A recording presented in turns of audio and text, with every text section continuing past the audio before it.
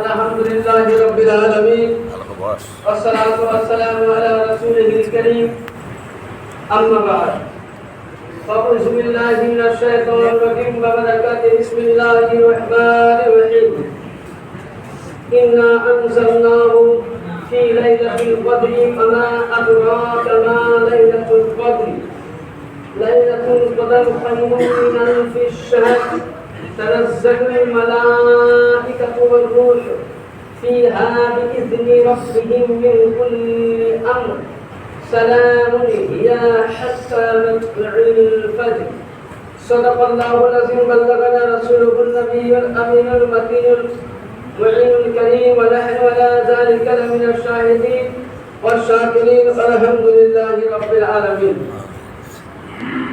সমস্ত প্রশংসা ও প্রশংসিত করুণাময় আল্লাহ পাকের জন্য যে আল্লাহ পাক আমাদের সকলকে এই পবিত্র রমজান মুবারকে 25শে রমজান আল-বিদা জুমা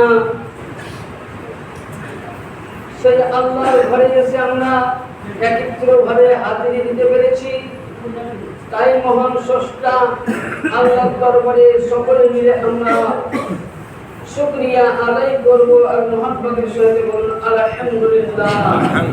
তারপরে পরে তথাপি আকায়ে নামদার মাদানী তাজদার নূরের রবি প্রেমের ছবি আমিন আল্লাহ মরুদুলাল মদিনার হিলাল বেশহারা শাহরা আমিনার নয়নতারা মদিনা তুলা আরবের পুষ্পিত ফুল যার নাম নবী মুহাম্মদুর রাসূল সাল্লাল্লাহু তাআলা আলাইহি সাল্লামের প্রতি আওলাদে আহলে বাইত আউলিয়া কিরাম বুজুর্গানদের প্রতি হাজার হাজার দরুদ ও সালাম বর্ষিত হোক উদ্ভাসিত হোক বর্ষিত হোক সকলে পড়েন আল্লাহুম্মা সাল্লি আলা সাইয়্যিদিনা ওয়া শাফিঈনা ওয়া হাবিবানা মুহাম্মদ ওয়া আলা আলি মুহাম্মাদিন ওয়া সাল্লিম সালাতাম ওয়া সালামান আলাইকা ইয়া রাসূলুল্লাহ সাল্লাল্লাহু আলাইহি ওয়াসাল্লাম।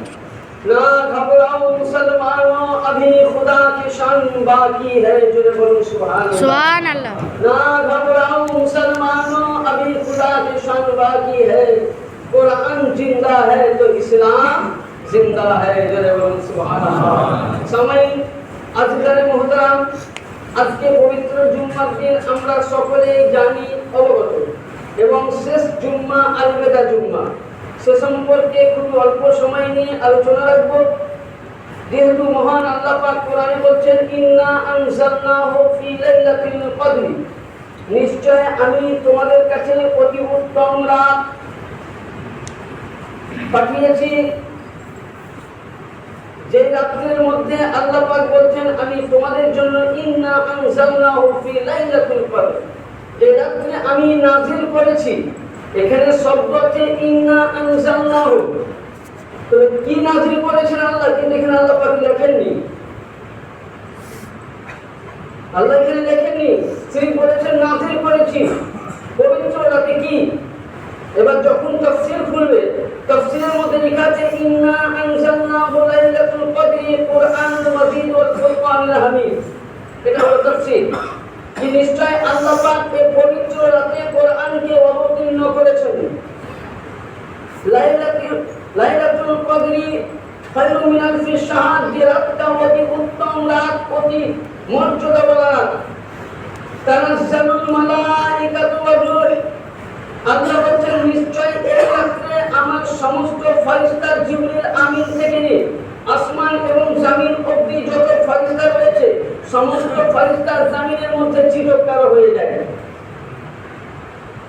ফিহা বিইذনি রাব্বিহিম মিন কুল্লি আমরিন সালামুন ইলা হাত্তা মাতলাইল ফজর ওই রাত্রিতে ফেরেশতা এসে প্রতি এলাকার মধ্যে কি করে তাফসীর বলতেছে এবার যে আল্লাহ পাক বলছেন যে আমি কোরআনকে তোমাদের জন্য অবতীর্ণ করেছি।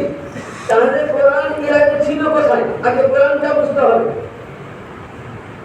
যে আজকে আমরা দেখবেন কোরআন পড়ি খুব দুটো আমি গুরুত্বপূর্ণ মশলা বলছি যেগুলো আমাদের জানা দরকার। যেমন ধরুন আমরা কোরআন পড়ি কিন্তু দেখবেন নবীদের জামানায় যখন রাসূলুল্লাহ আমরা সকলে জানি যে রমজান মাসে কোরআন অবতীর্ণ হয়েছে হয়েছিল, কিন্তু কিভাবে হয়েছিল? 23 বছর ধরে কোরআন অবতীর্ণ হয়েছিল। ইয়ানি আল্লাহর নবীর উপরে সওয়াল চাঁদ থেকে নিয়ে রমজান মাহিনার 25 তারিখ অবধি যত কোরআন পাকের আয়াত নাযিল হতো, সমস্ত আয়াতকে নবী মুস্তাফা মুহাম্মদুর রাসূলুল্লাহ সাল্লাল্লাহু আলাইহি সাল্লাম ওই আয়াতগুলোকে, এক বছরের আয়াতগুলোকে কদর চাঁদে, ইয়ানি রমজান চাঁদের 27 তারিখে শবে কদরের রাতে উম্মত বা সাহাবীর মধ্যে উনি তার শান এবং তার মর্যাদা, তার শওকাত উনি বর্ণনা করতেন। জোরে বলুন সুবহানাল্লাহ। এইভাবে নবীর কাছে ছিল। যখন যেটা আল্লাহ পাকের কাছে প্রয়োজন হয়েছে, তখন সেটা আল্লাহ পাক আমার নবীর জন্য অবতীর্ণ করেছে।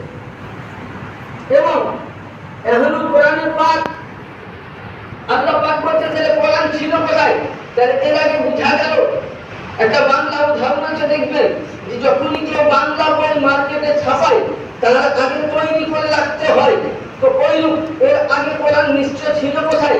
আল্লাহ পাক বলছেন, হ্যাঁ হে আল্লাহ বলো তুমি কোরআন কোথায় রেখেছিলে? আল্লাহ বলছেন কোরআনের মধ্যে বাল হুয়া কোরআনুল মাজিদ ফি লাওহিল মাহফুজ। ইয়ানি যখন আমি কোরআনকে জমিনের মধ্যে পাঠাইনি, যখন সর্বপ্রথম আমার নূর দিয়ে মুহাম্মদকে তৈরি করেছিলাম, আমার নূর দিয়ে মুহাম্মদকে বলার পর মুহাম্মদের নূর দিয়ে বিশ্ব জগৎকে যখন তৈরি করেছিলাম, আর রহমানু আল্লামাল কোরআন খালাকাল ইনসানা আল্লামাহুল বায়ান আশ-শামস ওয়াল কামার বিহুসমানি ওয়ান নাজমু ওয়াশ-শাজারু ইয়াসজুদান।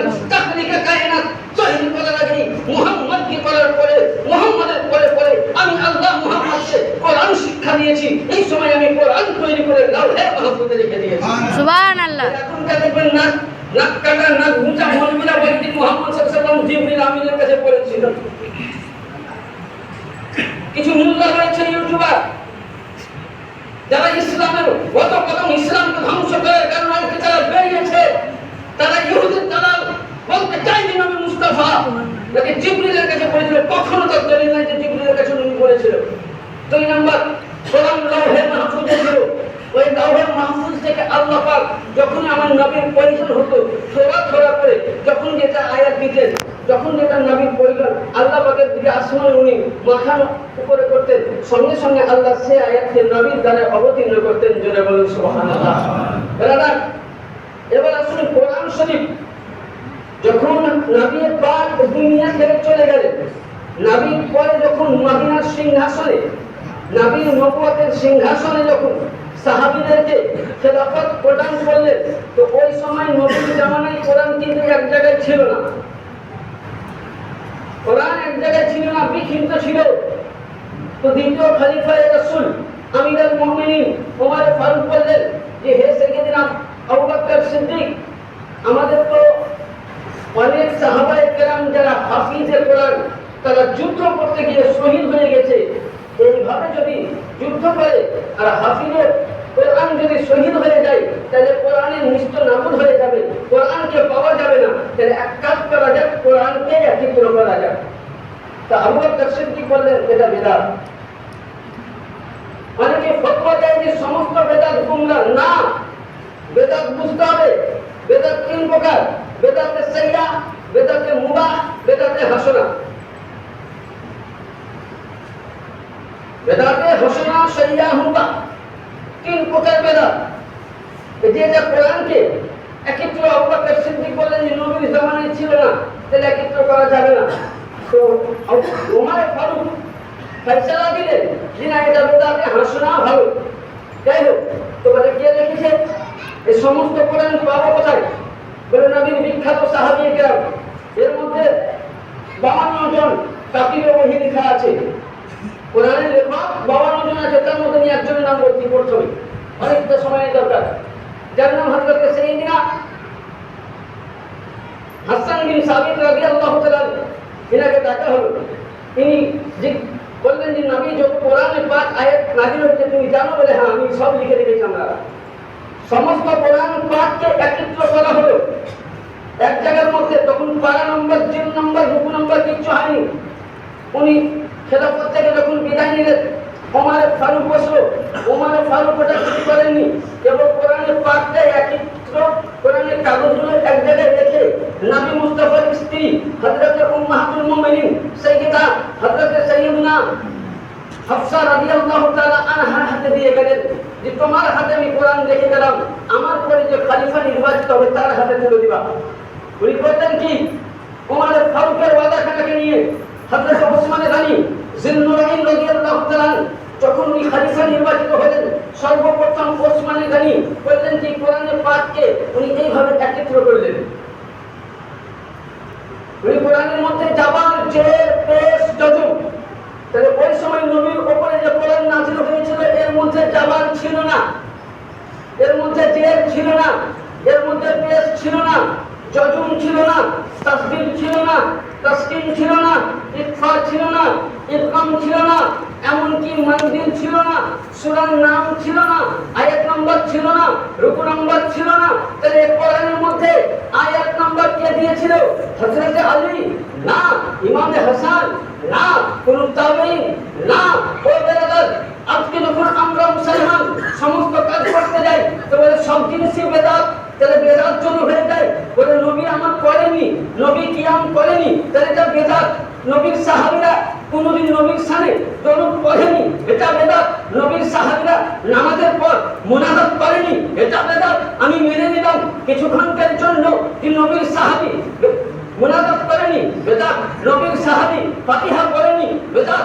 নবীর সাহাবী তায়াম করেনি, বেদাত। আমি মেনে নিলাম।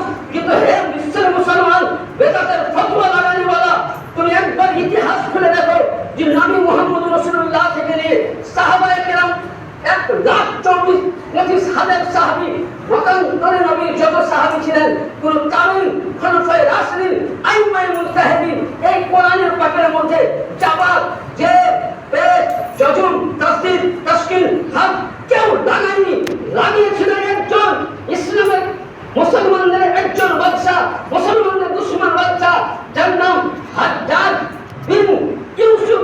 যদি একজন মুসলিম রোহিঙ্গা বাদশার লাগানো জাবান, জের, কোরআন যদি তোমার জন্য বেদাত না হতে পারে, জায়েজ হতে পারে, তাহলে নবী মুহাম্মদ রাসূলুল্লাহর উপরে সাহাবায়ে কেরাম দরুদ পড়েছেন, মুনাজাত করেছেন, বহু দলিল রয়েছে। ব্রাদার, তাহলে বুঝা গেল একজন ব্যক্তি সে মুসলমান নামে ছিল, কিন্তু জালিম বাদশা, তার লাগানো জাবাত, জের, কোরআন যদি তোমার জন্য বেদাত না হয়, তাহলে যে মুস্তাফা আছে সে মুস্তাফার শানে দোয়া, মুস্তাফার নাম দিয়ে দোয়া করা, নবীর শানে দরুদ পড়া, কালাম পড়া, এটা বেদাত নয়। তাহলে তুমি যে সওয়ালের জবাব দেবে সে সওয়ালের উত্তর আমার কাছে উঠে যাবে। তাহলে কি বুঝলাম যে একজন বেদিন বাদশা লাগানো জাবাত, জের, জজম, তাসদীদ, তাসকিন কোরআনকে একত্রভাবে সুন্দর করে গোছানো কোরআন যদি এই বিশ্বের মুসলমান আপনার উপরে জায়েজ হতে পারে, এটা তো নবী করেনি। এটা কোন বেদাত? এটা বেদাতে হাসানা। আজ আপনি এসি মসজিদে নামাজ পড়ছেন, নবী এসি মসজিদে নামাজ পড়েছিল? নবীর জামানায় টাইলস ওয়ালা মসজিদ ছিল? নবীর জামানায় ফ্যান ছিল? তাহলে এটা কোন বেদাত? বেদাতে হাসানা। নবীর জামানায় হজ করার সময় দেখবেন পুরানো লাগিয়েছে পানির জাহাজে, ওই সময় কি নবীর জামানায় জাহাজ ছিল? হাওয়াই জাহাজ না। এটা কোন বেদাত? বেদাতে হাসানা। আপনি মোটরসাইকেলে সফর করছেন, বাসে সফর করছেন, নবীর জামানায় সাহাবীরা নবীগণ তাবে প্রত্যেকে হেঁটে গেছেন, এটা কোন বেদাত? বেদাতে হাসানা। এর বুঝা গেল যে বেদাতে হাসানা ভালো জিনিস, আর যেটাই নবী মুহাম্মদ রাসূলুল্লাহ জামানায় হয়নি, কোন সাহাবী করে গেছেন, এটা বেদাতে হাসানা ভালো জিনিস। সুবহানাল্লাহ। দাদা, এবার আসুন আজকে পবিত্র সুবহানাল্লাহ শবে কদরের রাত। আগামীকাল আমরা সকলে জানি, আর আজকে এই দিনটা এমন দিন নবী মুহাম্মদ রাসূলুল্লাহ আমার খুব কান্না করেছিলেন। নবী আমার মেম্বারে বক্তব্য দিচ্ছেন তো নবী কাঁদছেন। সাহাবীরা জিজ্ঞাসা করছেন, ইয়া রাসূলুল্লাহ কাঁদছেন কেন? নবী আমার বলতেছেন, সাহাবীগণ আমি কাঁদছি এই কারণে যে আমার একটা মাস আমার উম্মতরা খুব সুন্দর নামাজের মধ্যে পাবন্দ ছিল। যে বলেন সুবহানাল্লাহ, আমার উম্মতরা একটা মাস আল্লাহর জিকিরে মাশগুল ছিল। রমজান সে যারা নামাজ পড়ে তারা আসবে, যারা পড়ে না তারা হয়তো আসবে না।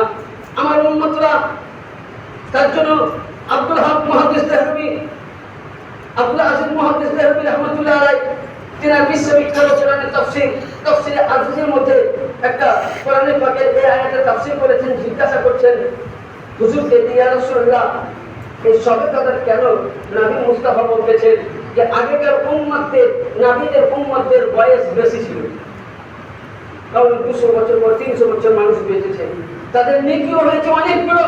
আর আমার উম্মতের বয়স কম হবে, উমর কম হবে, আমার উম্মতের হয়তো নেকি করতে সময় পাবে না।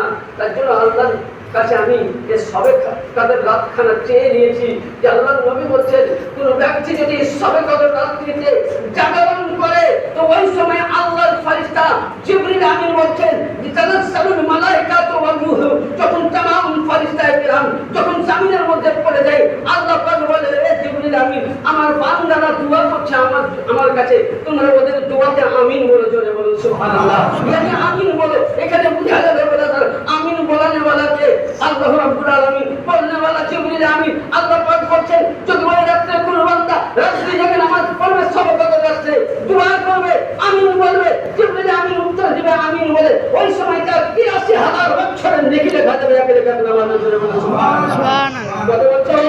৮৩,০০০ বছর। তার জন্য নবী মুস্তাফা বললেন যে সবে কদর রাত অতি উত্তম রাত, অতি মর্যাদাময় রাত। আমরা সকলে জানি, আল্লাহ সকলকে আমরা আরজি করব যে আমরা প্রত্যেকেই এই সবে কদর রাতকে আমরা যেন কি করতে পারি, মানতে পারি। আর ব্রাদার, আপনাদের কাছে একটা অনুরোধ রাখবো, দেখুন রমজান মাস দান খায়রাত